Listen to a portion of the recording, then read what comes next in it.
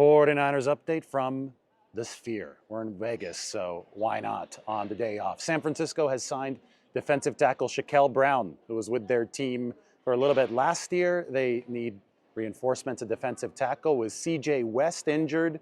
West is going to be back soon, but they've got Brown for tomorrow's game against the Raiders. To make room, veteran tight end Ross Dwelley released. Wouldn't be surprised if he returns after this preseason game. This is going to be good. 49ers getting ready to take on the Raiders in Vegas. A lot of people asking me about Terique Owens, T.O.'s son. Well, little update from practice yesterday. Big play update. One of the many. This was actually during one-on-ones. But look at Terique winning on the go ball. That is a touchdown in one-on-ones. How about one more time? Terique only had 2 snaps in the 49ers preseason opener against the Broncos. I'm sure that he's going to get more action tomorrow. Weeks 2 and 3 of the preseason, especially in the second half, are a good opportunity for players lower on the 49ers depth chart to have some game action. And I think best case scenario for Terique Owens, another invitation to be on the 49ers practice squad, continue development. Remember, this is somebody who was playing basketball earlier in his college career, switched over to football, kind of like his dad, Terrell Owens, but Terrell was a Hall of Fame talent. Terique is a athletic guy, but it's a lot to ask for him to be at the same level as Terrell Owens, who's arguably the second best receiver of all time behind only the great Jerry Rice. But figured you guys would like that Vegas update. We got a Vegas food update. This is Fuku Burger. So many of you talked about this spot yesterday as being the best burger spot in Vegas, and you might be right.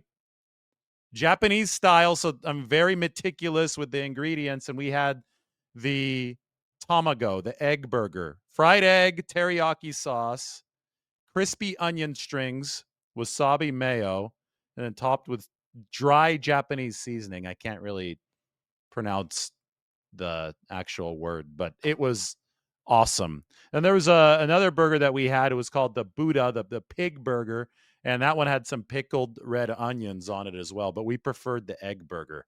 It was really, really good. So lunch with Lombardi or dinner with Lombardi, I felt like this place was in a former Taco Bell, typical Vegas strip mall.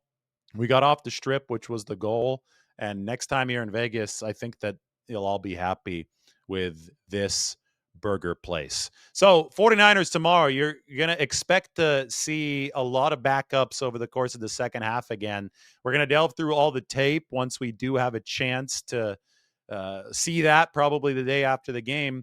But the very quick reaction is probably going to be to 49ers starters playing this game against the Raiders. I do expect Brock Purdy to be in for about 10 plays tomorrow.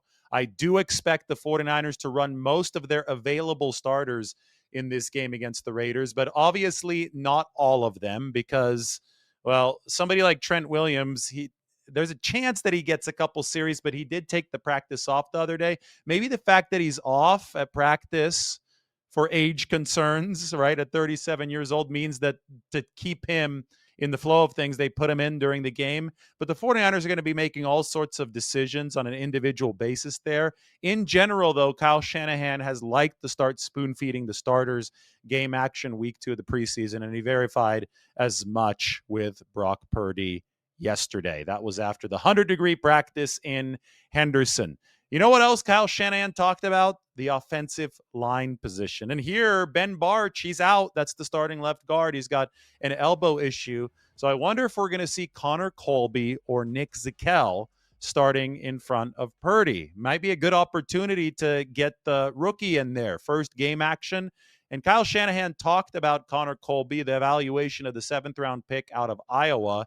And he echoed what Chris Foerster had said about 2 weeks before him, and that is that Connor Colby is actually ahead of where he's at as a run blocker in pass protection, which wasn't really expected, and it's a very, very welcome surprise for the 49ers. I think he's getting better each week. When you get these guys in at first, you try not to judge them too hard because it takes a while. But the cool thing about alignment, if they just gradually get better each day, they kind of learn what we're asking. It's always different techniques. You never have a guy come out of college who is going to have to run as much as we ask him to as a line, so that always takes a number of days, sometimes a number of years. But I think he's improved a lot here in these last couple of weeks. And so I got a high PFF grade, so I know you guys are all on top of him. But I don't think I was too off. I think It's not a secret anymore. No, it's not a secret. When we talked to Chris about him a couple weeks ago, he said that he was pleasantly surprised by where he was at in pass protection relative to, like, Iowa didn't run a pass as much. Right. Has that been? Yeah, I would agree with that. Yeah, you don't get to see a lot of that on Iowa tape, and just his size and stuff. He has an advantage with his size, being in front of people, and his feet and stuff have been able to do it too. So he's catching up in the run game, but he's had more of an advantage in the pass game so far. So based on what we've seen in practice with Barch out, we'll see both Colby and Shakel in there at that left guard spot. But if it is really just a limited rep count for the first teamers, it might be hard to mix both of them in. So I do think that it'll be significant to see who's in there first. The most important drive of practice here in Vegas yesterday, that's the last one. That's the move the ball drive to try to bring home the bacon. Connor Colby was in there. And this play right here to Kyle Juszczyk, it was a deep pass from Purdy to Juszczyk down the sideline. That's what punctuated the drive for the 49ers. It was a day of big plays, and they registered the final one with a rookie in there at the left guard position. Remember, Dominic Pooney was a rookie last year when he played well at right guard. He was a Big 12 product. Obviously, when you look at Iowa, this is a team that is delivering in the Big 10. They love to run the football. Connor Colby put that on tape over his time with the Hawkeyes, impressed the 49ers. But I talked about it at length yesterday. So many nuances in the NFL game make the pass protection element different and perhaps more cerebrally oriented. Assuming that you can already check all the physical boxes, which I think that Connor Colby can, you might be better than you were in college relative to other offensive linemen at the pass protection aspect if you're more advanced as somebody who could recognize blitzes, recognize what the offense is doing or what the defense is doing up front, and respond accordingly as an offensive lineman. And I think the 49ers are seeing some of that from Connor Colby to begin this 2025 preseason. So we'll see him, and then, watch when Matt Hennessy comes in. Backup center is a very important role, and Nick Shakel is definitely a candidate for that. I'm excited to see if the 49ers start working Drew Moss in at center, since he has impressed alongside Connor Colby of the 49ers, two rookie offensive linemen. The small sample size of starters at the start is going to make it hard to see if there are any rotation ideas at the top of the 49ers head. If they're like, okay, hey, this guy's close to starting, so maybe we could squeeze him in. We're not going to be able to see that probably until week 3, because that's when they could start running some mixes and matches with a larger sample of snaps. But at the very least, we'll see who's on the front line right now out of the available players, and we'll see who's first off the bench for the 49ers once they bring that second team in. So Hennessy, he has both starting center and starting left guard experience. Expect him to plug in there, I think, probably as the second team center for the 49ers.